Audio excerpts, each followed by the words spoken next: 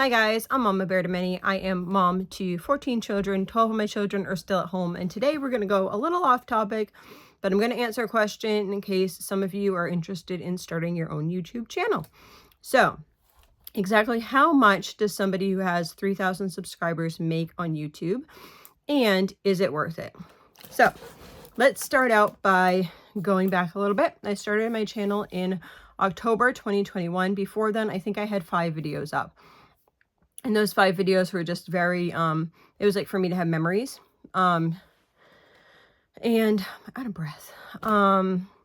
So I started in October 2021 and I got kind of serious. I had no clue what I was doing. And just started filming parts of our daily life. I started filming kind of like how to make soap and just different things that I do that might bless others. So I started doing that in October 2021. So I think everyone in the beginning, they just want to get to that 1,000 subscribers, right? You think like there's like some miracle that happens when you get 1,000 subscribers, right? It's all going to be better. So I was trying to get to this 1,000 subscriber thing. I don't know if they still have that, but it used to be you had to have so many views and have 1,000 subscribers. So I was waiting for this 1,000 subscriber thing, and it felt like it was going so slow.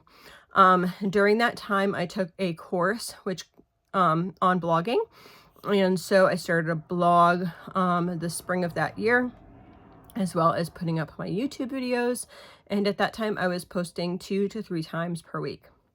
Then by July of 2022, I finally hit my 1,000 subscribers, and that was super exciting. It was like, wow, I got 1,000 subscribers. And I thought, honestly, I was a little naive in thinking how it was going to look. So you don't get paid with YouTube until you have at least $100. So for the months of July, August, and then September, I got my first YouTube check. Because those months, they had to equal over $100 before they do a payout. So that is what I was doing.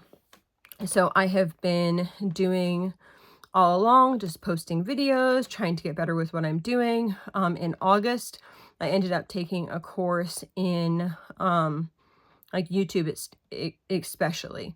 I tried to monetize both the blog and my YouTube channel in, let's see, August, I believe it was. July. Yeah, in July, once I reached 1,000, I tried to monetize both. And for some reason, only YouTube would monetize and my blog would not.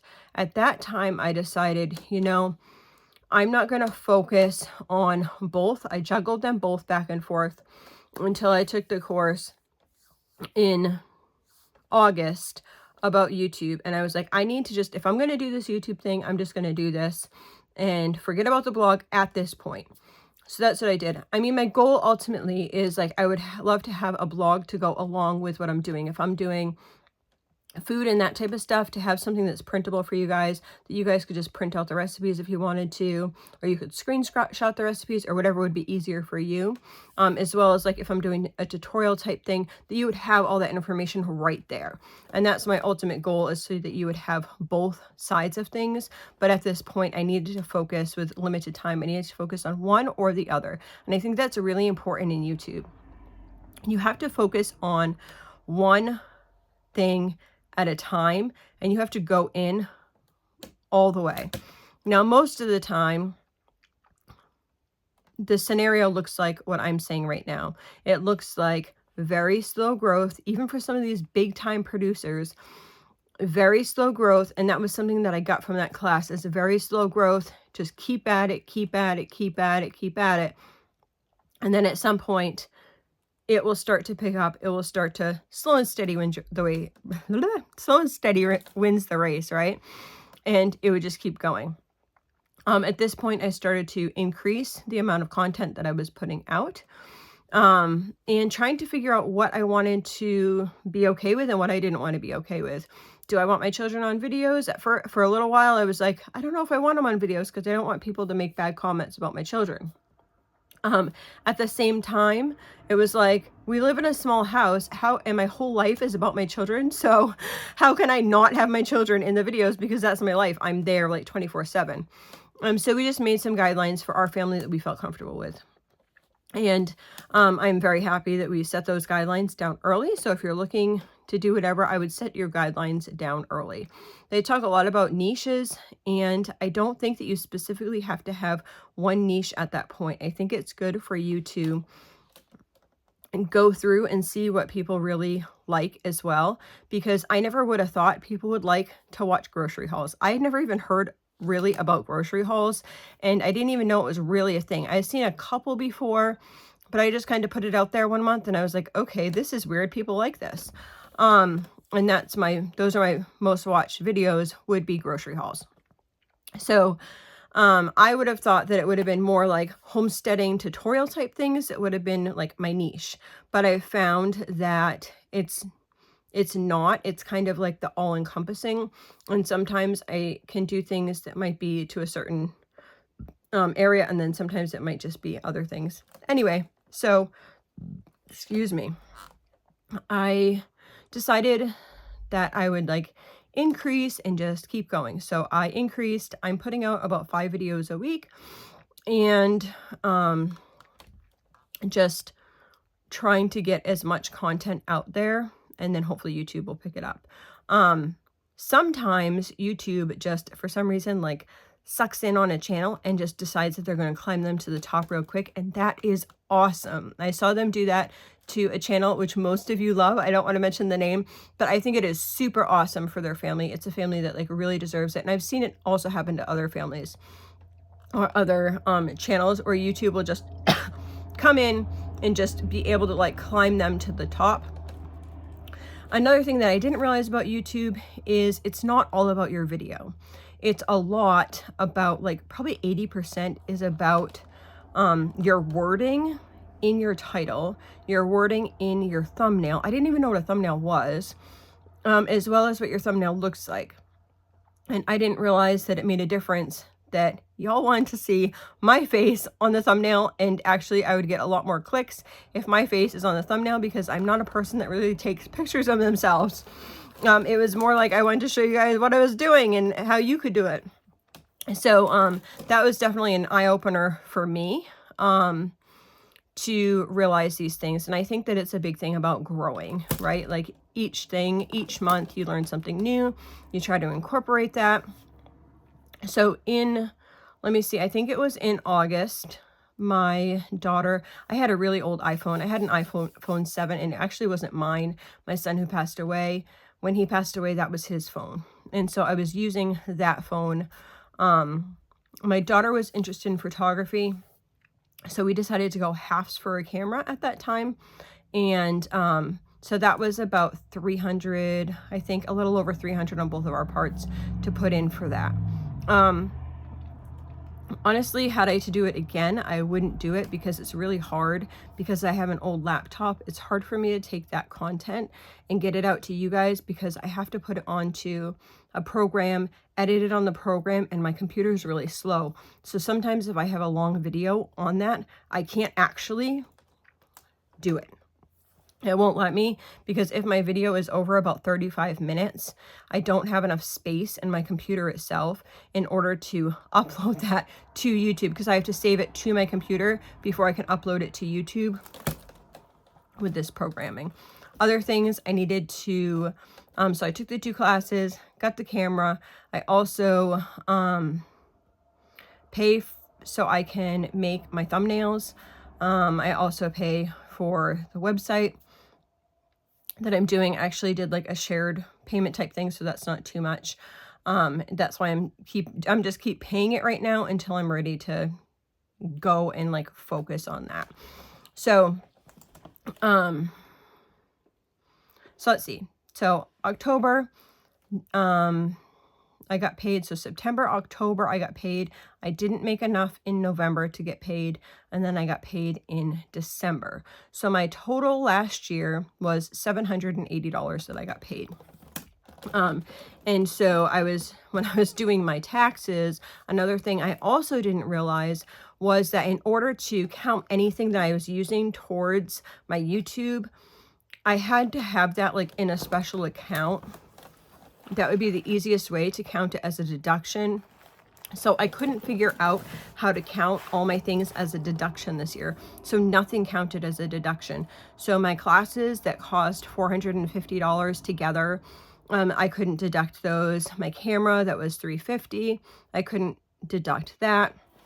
I couldn't deduct like my website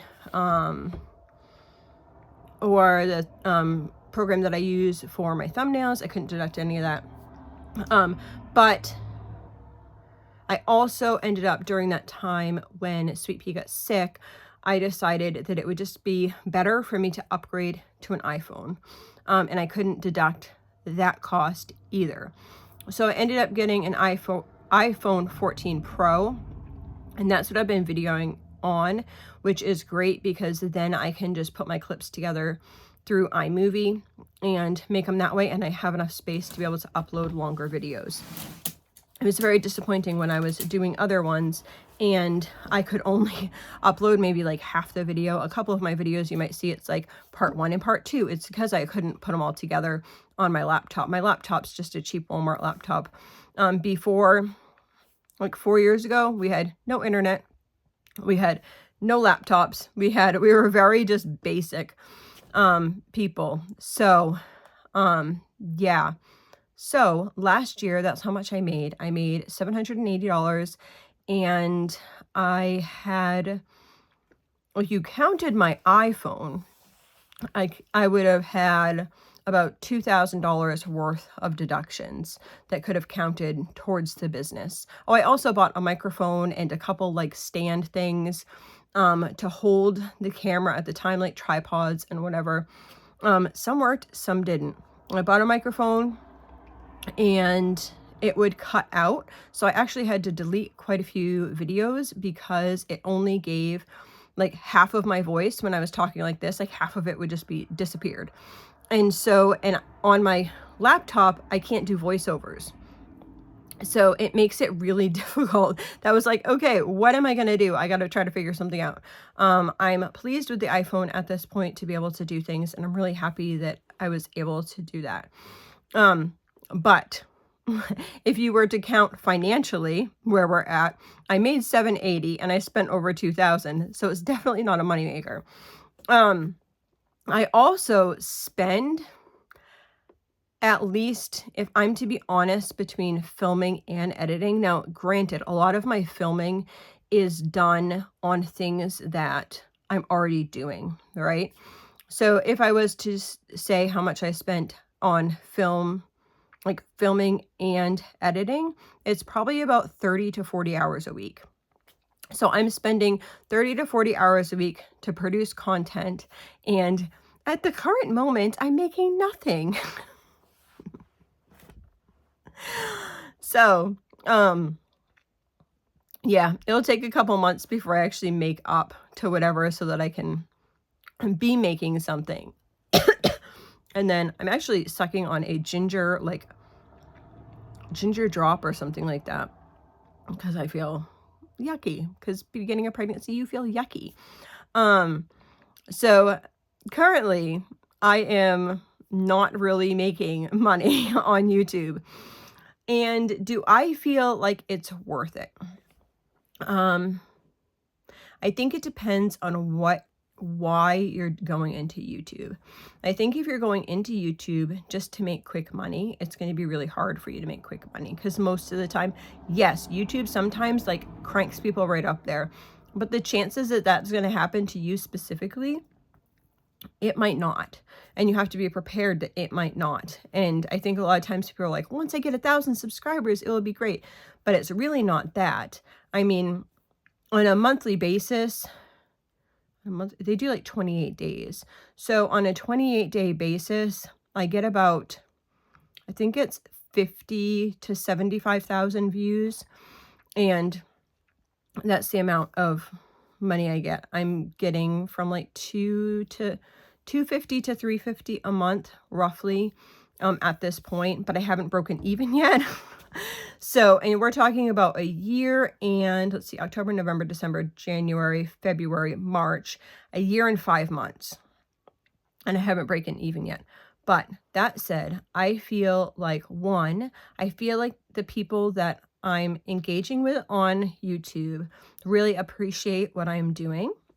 I feel like what I am doing could be a blessing to somebody else, because I want people to understand that I was so worried, like, about the things that I do. I didn't grow up like this, and a lot of times people will tell you, like, "Oh, you can't do that." I want to be here to say, like, "You can do that. Just try." I wanna, like, encourage people, like, "No, I understand, like, you've never personally done this before, but you can do it. Like, God gave you the skills. Like, you can do it. Go ahead and do it." And just give them the confidence to try something new. So I really enjoy like that side of things. And I also think of a business as an investment. No real business usually doesn't take off in the first couple years. Usually it takes a couple years for a business to develop and for word of mouth to get around to say, hey, these people produce a really good product, right? And each month I just try to learn something new. I try to learn something that's going to better my channel. Maybe it's something that I just feel I need to do differently. Yeah, I just try to learn something new each month and try to think of things that might be specific to my audience that they want to see. So that is what I do. So do I think it's worth it? If you are trying to just go into YouTube to make quick money, no, I don't think it's worth it at all. If you can see a future and you have like a plan, like in your heart, in your mind of what you want to provide to your viewer, then I think it's worth it. I think that eventually I could get the YouTube channel growing and I could provide things to my viewers, like I was saying before, as far as like printable content for them, for you guys, for just to be able to have those recipes and have all this stuff. And I'd really like to like be able to bless you guys like that, because before I was doing YouTube, I was answering so many individual questions from different moms, and they would ask me like, how do you afford to feed everyone? And I can't do this. And like, I just, and so I would get so many questions like that, and I still answer those questions. Like, I just felt passionate about like, I want to tell a mom like that they can do this, and that it doesn't have to look like everyone else, and your house doesn't have to be perfect, and your food dishes don't have to be Pinterest perfect, that you can just do it. You can feed your family good, nutritious food. It doesn't have to cost a fortune, and you can do it. And so I think that that's where like my heart's desire just comes out to share with people, like, you guys, you ladies can do this. And so in that area, it's totally worth it to me. But sometimes when people are like, you should buy this equipment, or I did actually just rearrange lights for my dining room. It's like, I wish that I had, these things. I'm like, well, if my dining room was just a little bit lighter, that would be really great. But I don't have the money to have whatever. And people are like, well, you could buy like those box lights. You could, if you didn't have 12 people running around the box. So it's just trying to figure out old house lighting. It's trying to figure out, my house is loud. I don't just kick my kids outside and say, I'm doing this for the rest of the day. You guys go out there. It's life, right? Like, it's just together and it's life. So I don't know if this helped you or not, but I wish that I had known these things. And this is why I wanted to kind of make a real life type video, because you see so many of these things like, do this and you'll get 1,000 subscribers in 30 days, or do this. Well, those are just like clickbait type things. And a lot of times I see people say, oh, you use clickbait, or you use clickbait. They have to do that. Because if they're not using these terms and they're not making things seem like it's so exciting, then nobody will click on it, and then they won't get the content of the video. So there's this whole like weird algorithm that I never thought that like I don't know what to title my videos. Like, if I'm going to, like, plant blueberries, I'm gonna be like, "Let's plant blueberries." Like, I'm real original. Mom plants blueberries. So I don't see myself as, like, that's one of my real battles, is I feel like if I express it, like, even if I say, like, massive grocery shopping, to me, I'm like, I'm just going grocery shopping for my family. But at the same time, like my daughter pointed out, well, most people think that this is massive, mom. And I'm like, okay, I feel okay with that because it is kind of true, right? But I'm not gonna like accentuate. It's hard, like I don't wanna, like, lie either, right? Like, I'm not a liar, so I don't wanna, like, make something that people click on it and they're like, "That is not true. That is not what this video is about." But it's sad that it's, like, in this whole, like, scenario as far as the world goes, that that's how things kinda have to be. So, if people are making thumbnails or making things that are really extreme, honestly, it's not their fault. It's really, like, YouTube's algorithm, and they need to do that in order to get clicks.